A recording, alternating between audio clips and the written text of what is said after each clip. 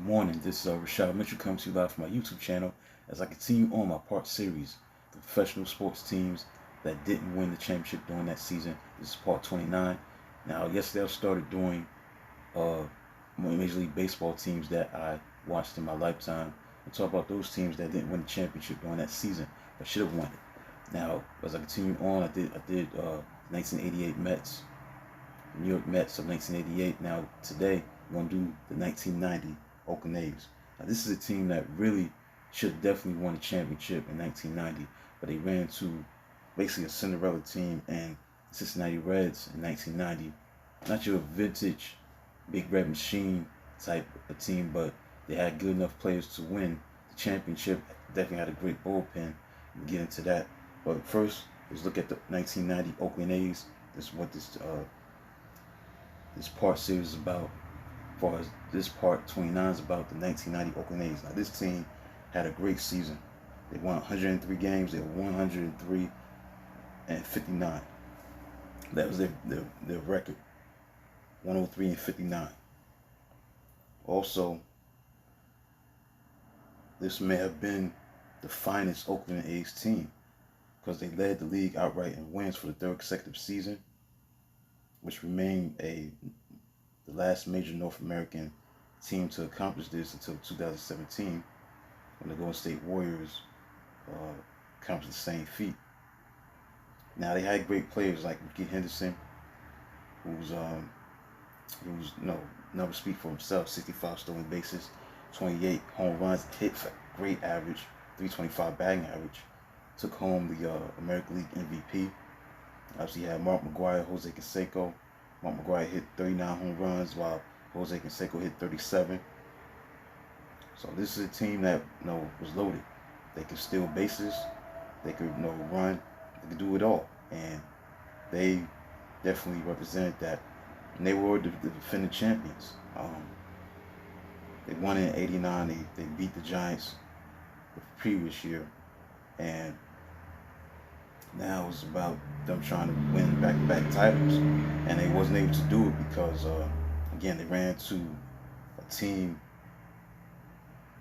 in the Cincinnati Reds who, got the job done. Also, Canseco and McGwire, they drove in a total of 209 runs. Also, not only did they have no strong offense, they had Willie Randolph on this team, Willie McGee on this team, Harold Baines on this team. Also, veterans like Carney Lansford, Terry Steinbach, Dave Henderson, Mike Gallego, Walt Weiss, Mike Bordet. This team is just so talented.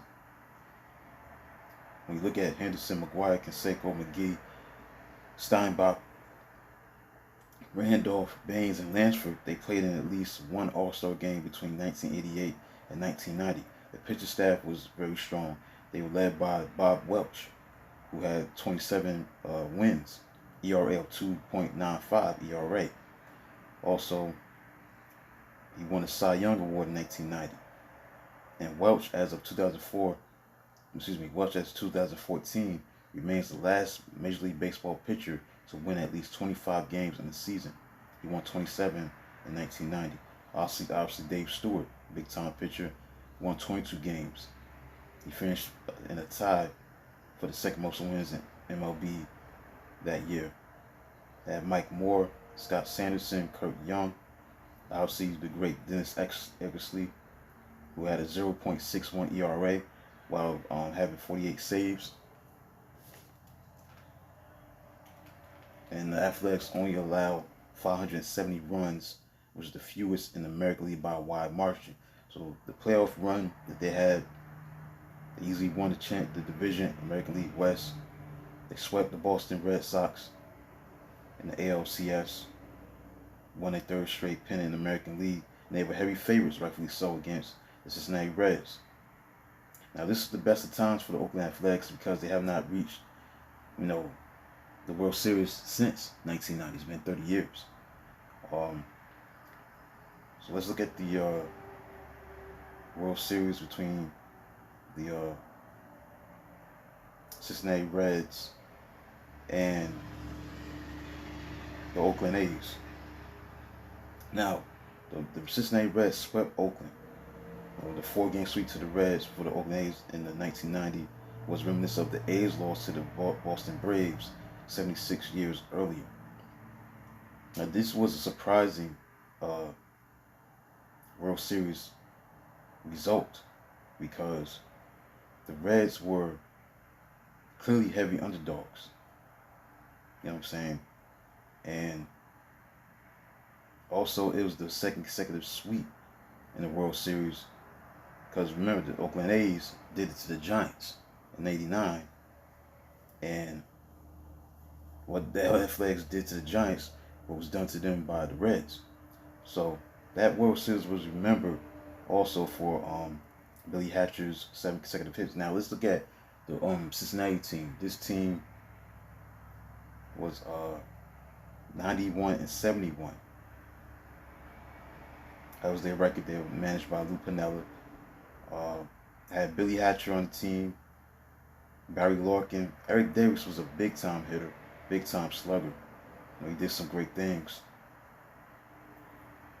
Not a Hall of Famer, but he definitely made a contribution.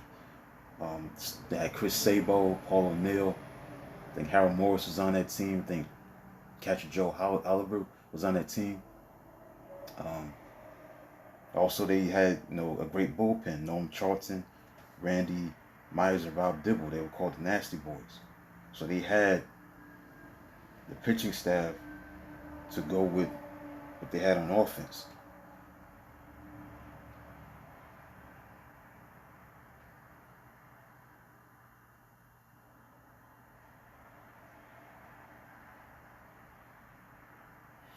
So continue on. All right. Game 1. Oakland lost 7-0. Now, Dave Stewart was doing his thing, but he didn't pitch that well. They got shut out 7-0 in Game 1 on October 16, 1990. Eric Davis hit a home run. And this is the first World Series in 1990 to begin play on a Tuesday since 1984, and it lasted until 2014 and 2006. With the exception of this one, were scheduled to begin on Saturday, while those from 2007 through 2013 featured Wednesday starts. Now, Dave Stewart entered this Game 1 where he had a 6-game postseason winning streak going for him, which ended after 4 innings of work.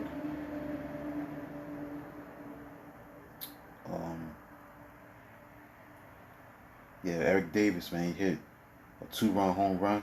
They got out of the gate quickly with a 2-run home run from Eric Davis in the bottom of the first inning. Then Billy Hatcher got it going. Got a walk. Then the Reds added to their lead when Barry Larkin drew a walk and scored on a double by Hatcher.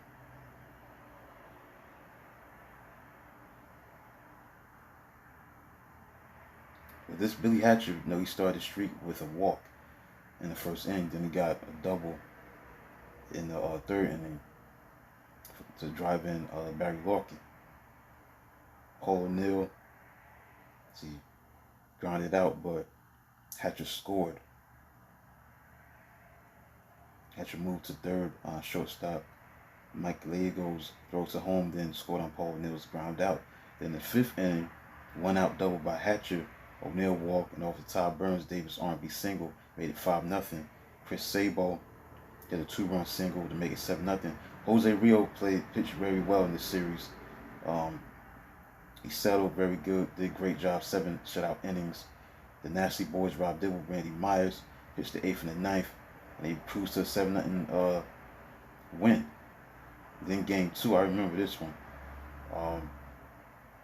Obviously, Oakland needed to get this game, but they didn't. They lost in 10 innings, 5-4. That's because of Joe Oliver.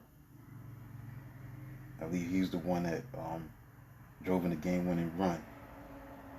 Let's see.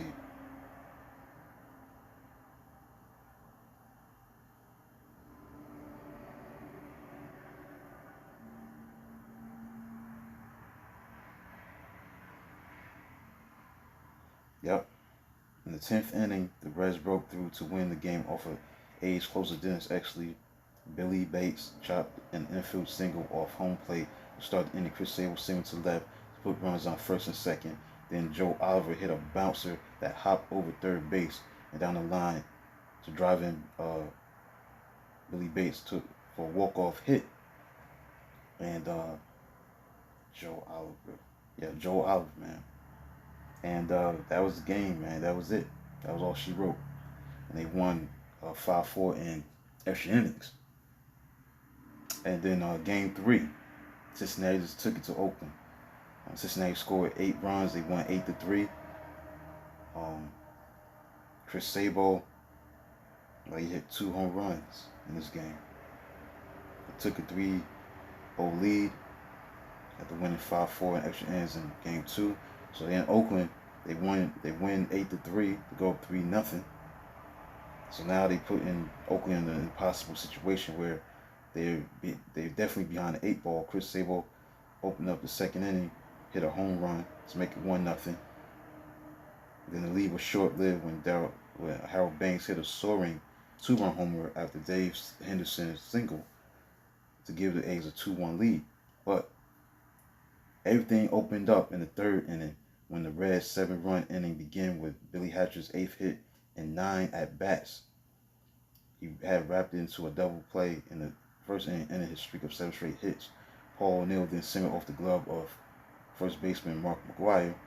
Then runs on first and second. Eric Davis drilled a sharp single to center's field and scored Hatcher to tie the game, advancing O'Neill to 3rd. Then the RBI ground out by Hal Morris that put the Reds ahead. Then the Reds went up 5-2 when Sabo hit his 2nd home run into the left field stands. So they were just on a roll, man. Todd Bingziger, the Reds DH, singled. Joe Oliver hit an RBI double. Joe Oliver, Mariano Duncan drove Oliver home with a single. Stole second, scored himself. Barry Larkin hit a gapper. So the A's were now down 8-2. Then Ricky Henderson hit his third inning home run, 8-3. But Tom Browning, the pitcher for the Reds, pitched effectively for 6 innings to earn the victory, and Dibble and Myers provided 3 scoreless innings in relief to put the Reds 1 win away from the championship. And then in Game 4, on October 20th, Cincinnati won 2-1. Jose Rio was pitching against Dave Stewart. So this was a pitcher's duel. Oakland actually started the game good. They got off to a 1-0 start in the 1st inning because of Willie McGee hit a double and Carney Lansford singled him in. So it's 1-0. It was 1-0 all the way to the 8th inning when the Reds finally got to Dave Stewart, the pitcher of the Oakland A's. Barry Larkin singled up the middle. Herm Willingham followed with a bunt that he beat out for a base hit, and Paul Neal reached on a throwing error by Stewart to load the bases. Then Glenn Braggs grounded out. Hal Morris's sacrifice fly gave the Reds a 2-1 edge, which was preserved by both Rio, who at one point retired 20 straight batters, and Randy Myers, who got the final 2 outs. So the A's became the first team ever to be swept in the World Series after sweeping the League Championship Series. This was later duplicated by the 2007 Colorado Rockies and 2012 Detroit Tigers. This was the first time since 1938 and 1939 when the New York Yankees won both times. The Yankees also did in 1927 and 1928 that 2 consecutive World Series ended in a 4-game sweep, which will be repeated in 1998 and 1999 and again 2004 and 2005. The 1990 World Series will be the Reds' 5th championship, but will also be remembered as one of the biggest upsets in baseball history, which is so true. Because nobody saw this coming. Nobody saw anybody beating the Oakland A's because they were so dominant, man. They had went to the World Series for the 3rd consecutive year. 88, they lost to the Dodgers. 89, they sweep the Giants. Then 1990, they get swept by the Reds. Jose Rio, the pitcher of the Cincinnati Reds, became the 2nd Dominican-born player to earn World Series MVP. Pedro Guerrero did it with the LA Dodgers in 1981, along with his co-MVP teammates Ron Cey and Steve Yeager was the first Dominican born to earn World Series MVP, Pedro Guerrero. 14 years after Rio's award, Manny Ramirez of the Boston Red Sox became the third. Um, Other great performances was Chris Sabo.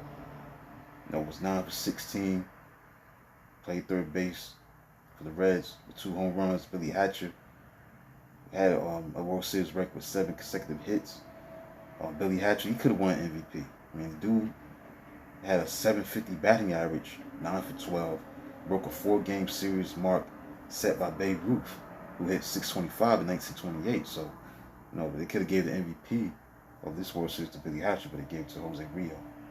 This was just a dominant, unlikely performance in World Series history by a team of Cincinnati's caliber, man. They just dominated the Oakland A's. They scored 22 runs. Oakland A's only scored 8. Amazing.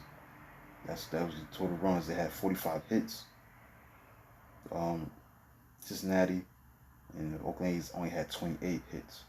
So that was the best of times if you were a Cincinnati fan, as far as that period of time, as far as the team having that much success in terms of doing their thing and making it happen. So hopefully you enjoyed this content. This is part 29 of the professional sports teams that didn't win the championship. Please like, subscribe, comment, do whatever you can to support the channel. I'll do another video obviously tomorrow as I continue on the teams from the 90s that I felt should have won the championship that season. And the Oakland A's of 1990 definitely applied to this. They should have won the championship that year. They were a dominant team. They only won 1 championship during that 3-year stretch from 88 to 90. I think that was just like the beginning of the end. They didn't win anything since. They haven't won a championship since '89. They haven't been to the World Series in 30 years since 1990. That was the best of time for the Cincinnati Reds. They haven't been that successful since then. They haven't been close to World Series since that magical year of 1990. So that concludes this video. Like, subscribe, comment, do whatever you can to support the channel. Like, subscribe, comment. Deeply appreciate it. Until then, talk to you tomorrow.